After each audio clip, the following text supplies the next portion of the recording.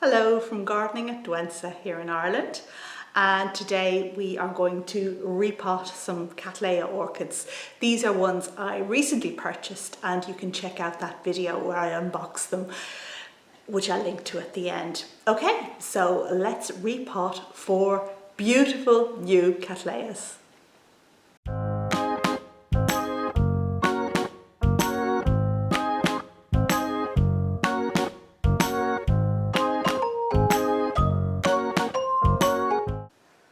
Okay, so before we start, I just want to show you my beauties. First one is this epidendrum, which has beautiful colours. Now this is potted in sphagnum, which is wet. So this will have been watered at the nursery when it was posted to me 10 days ago, and it's still wet. So I'm inclined to repot it for that reason, but it has no new growths. So I'm going to think about that for the moment. And also ready for repotting is this little one, a miniature Kioi. Anyway, name's going up on the screen. This is also potted in sphagnum with very nice roots, so it will be easy to take out. We're going to repot that. And then we have the 2 big boys here, which are soaking in water. One of them is the golf green hair pig. Yes, be impressed. This is a fabulous orchid. And I've decided to repot them because both are in active growth. They have new growths, both of these 2 plants. And they also have sheaths. So the sheaths would be a counter-indication not to repot, but the new growths and active root tips would be an indication to repot. And actually, if we look at this one, for example, we can see that it is coming out over the edge of the pot, so it really is due a repot. So that's what we're going to do today. So first up, we have this little delight here, which has been soaking in water. It is in active growth with 2 new growths that I showed you already, and a lovely sheath, which I really hope is going to give me a flower spike. We have had sheaths on it before that have withered, so it's not necessarily an indication. It would be the first time this plant has flowered if it decides to do so. So we've soaked this for a little while, and now I'm going to attempt to maneuver it out of its basket by just squeezing, and hopefully that will help to loosen it, and then we'll see what kind of medium we have in here. Now, when doing this kind of operation, it is so important to be mindful of the new growths. It is so easy to just snap them off. We've all done it, and it's terrible. Plant has gone and made so much effort to give us new growths, and then we just go and snap them off. So we're not going to do that today. Oh no.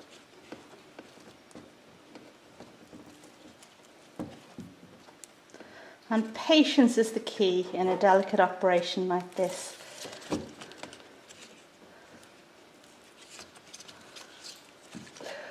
Be very careful when you roll it over not to press the new growths here down on the surface.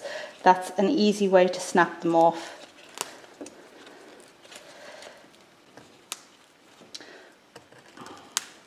Okay. Here we go. Now there's going to be some damage to the roots that are already tangled around the base of the pot, coming out through holes and going in through other holes. But I've made my peace with that. Just going to snip that here. And now I'm producing my sterilised scissors, which was sterilised in bleach overnight. And I have 3 sterilised scissors here. This is the one that I'm using for this plant. Okay, and that was helpful.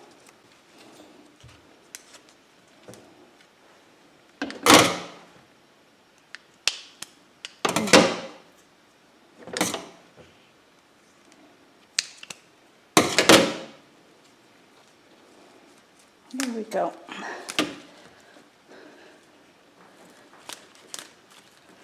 And out we come. There's a root holding on here,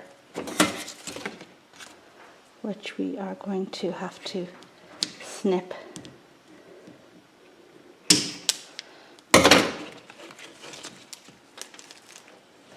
And here's our plant. And the next step is to remove the bark, which I'm going to put into this bowl here. So this is a question of just kind of worrying it away.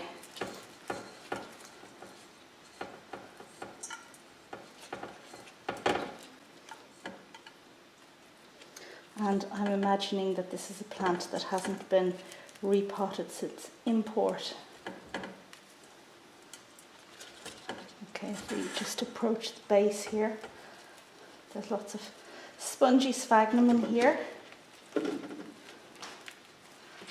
which wants to come away. And just like with the other job, this is something you need to take your time at. Just worry away the bits of bark.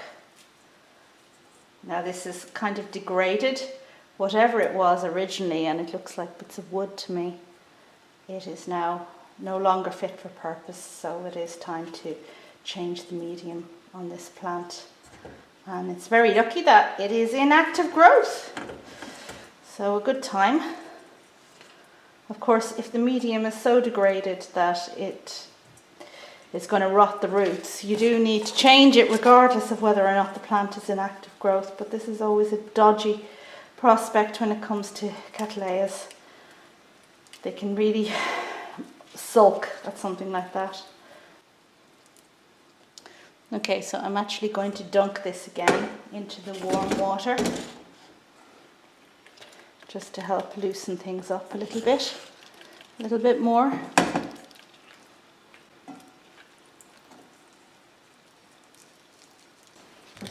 And now we're going to snip off some of the roots that aren't looking too good.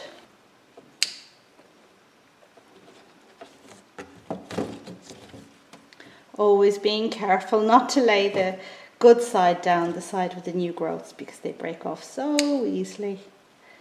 I did that with my King George Serendipity when I was repotting earlier this year. So annoying.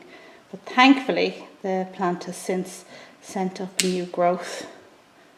Remains to be seen whether that retardation will lead it to flower this year or not.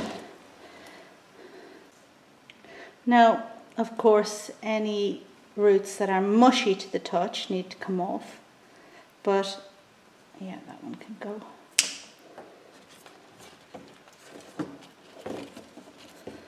But ones that do look dead may well resprout, so if it's not mushy, my advice is to leave it. And that is as tidied up as I'm going to make my plant. It is disappointing that the new growths here haven't yet set down new roots, but I do hope that it won't be far behind. Okay, so now to get out the sterilised pot, which I am going to repot this into. And let's see, let's hope it's not too big. Ah, it's too big. So I'm going to try this one. And as we all know, Cattleyas like to be potted in something that is, well, it needs to be the right size for them, but that to me looks just about right. If I were to pull it back here, then the two growths at the front have enough space to develop and go forth. So I guess that's the way we're going to do it. I'm going to start off by just putting a bit of bark there on the back, and I'm using coarse bark with a little bit of sphagnum mixed in because, well, mostly for the reason that this plant was kept quite wet, so maybe you could do with a little bit of sphagnum until it gets going.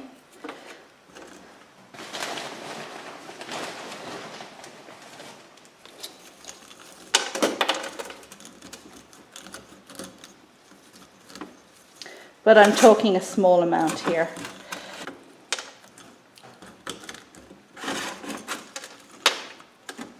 Now the trick, as always, is to have the plant very securely in its pot. It will appreciate that when it tries to set forth and grow new roots. And we are really on the small side here. You can see that these growths now, they don't have a lot of space in front of them, but yeah, it should be good. It should be okay. Okay, and now for the moment of truth, when I lift up the plant by the leaves, and if it's potted correctly, it should be very secure in its pot and it shouldn't come out. And there we go. So I'm going to give this a good water now.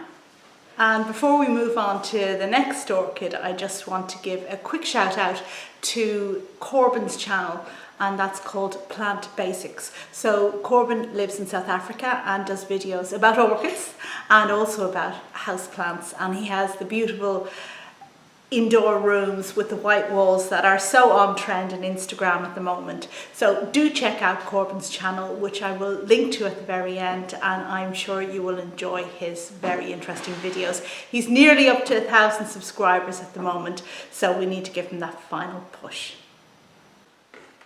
And now we're moving on to Gulf Green Hair Pig, which is coming out of this pot that it's been soaked in. And the same procedure really, we're going to try and get it out of its pot, doing the least damage possible to some of these very, very, very long roots. Now this is a plant in active growth, which you can see from the growths, but it also has active root growth, which is really optimal. Oh, wow! Gosh, never happens in one, does it? All right, okay, so here we go. And yes, we have the same barky stuff that the previous plant was potted in. So let's just go about removing as much medium as we can.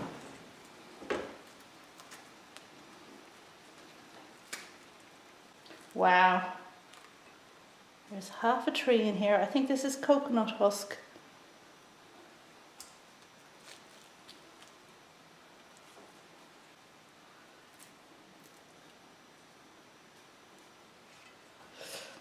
Interesting. And the roots here around the back, they don't seem in great condition at all, but that may be fine because we have new growths and new roots coming at the front, so they should take over the place of the ones that have rotted behind.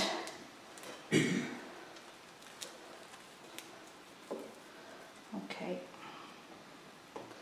Now I do hope that I don't lose any potential flowers in the sheath.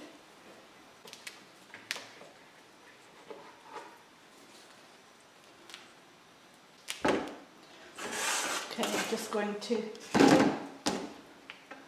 soak this a little bit in my warm water, just to attempt to loosen things up. Just look at all of this stuff I'm taking off.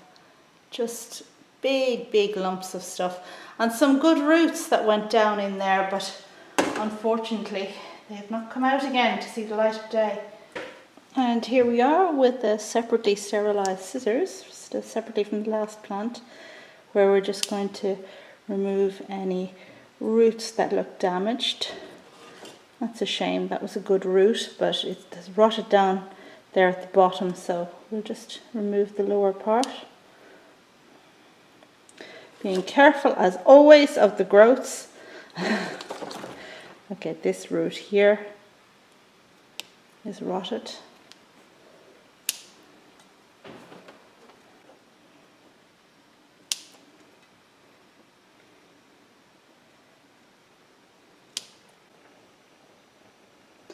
And here we have an excellent example of why I like to err on the safe side when removing roots by not removing them if they are firm. And you see, you might think that this root isn't up to much, but if we look at this one here, which has looked really not up to much up until this point, but those white growths there are actually new growths that are coming out, and basically the root is branching, which is a good sign and means that it will go on to serve the plant well. Now this lower bit is just a string at this stage because the velamen has all come off, but yeah, so now my plant is ready to be potted up.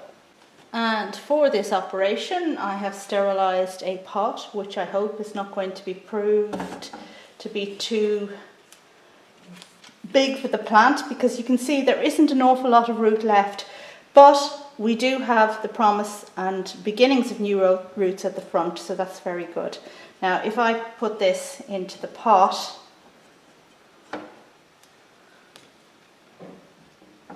okay, I think it's good because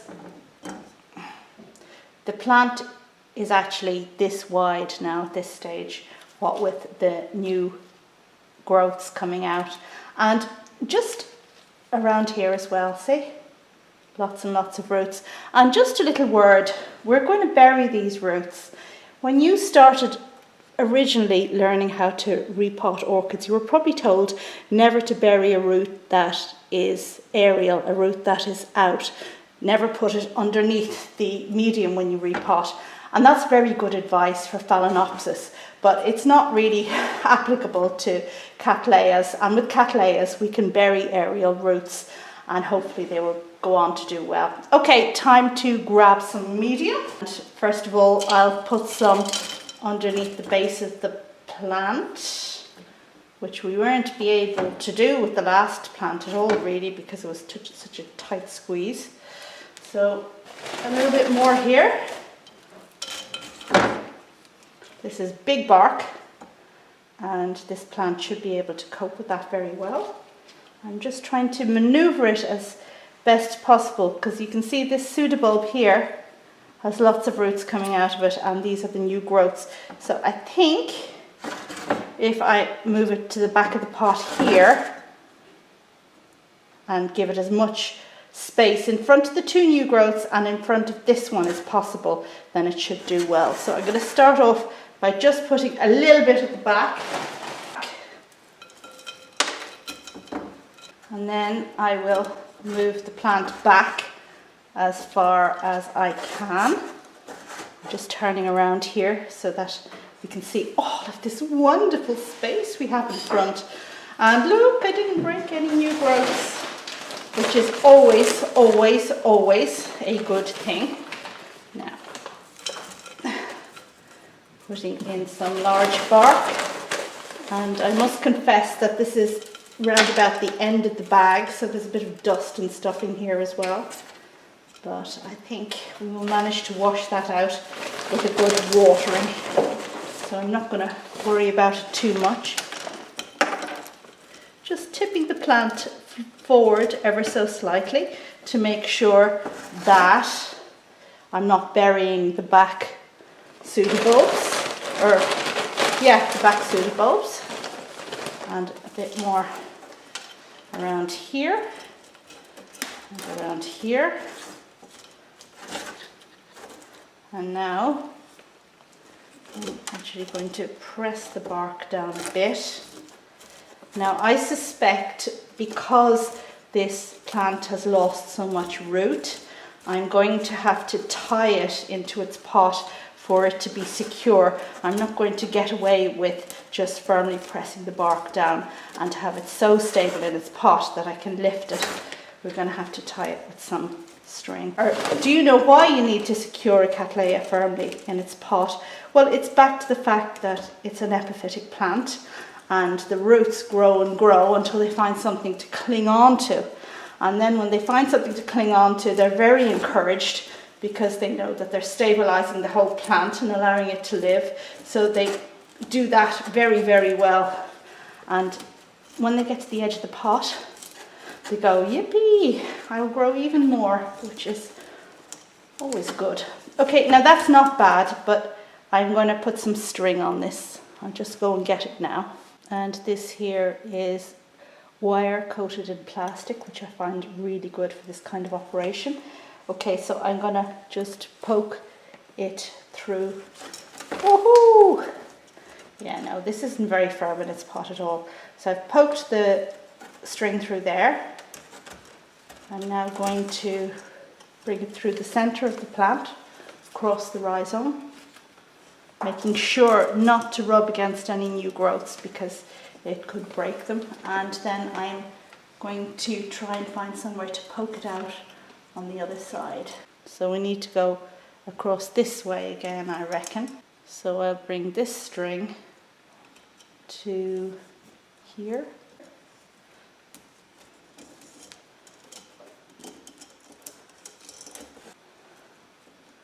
And out this side. It's good. And then let's see what we have. I think I need to actually bring this string through a hole.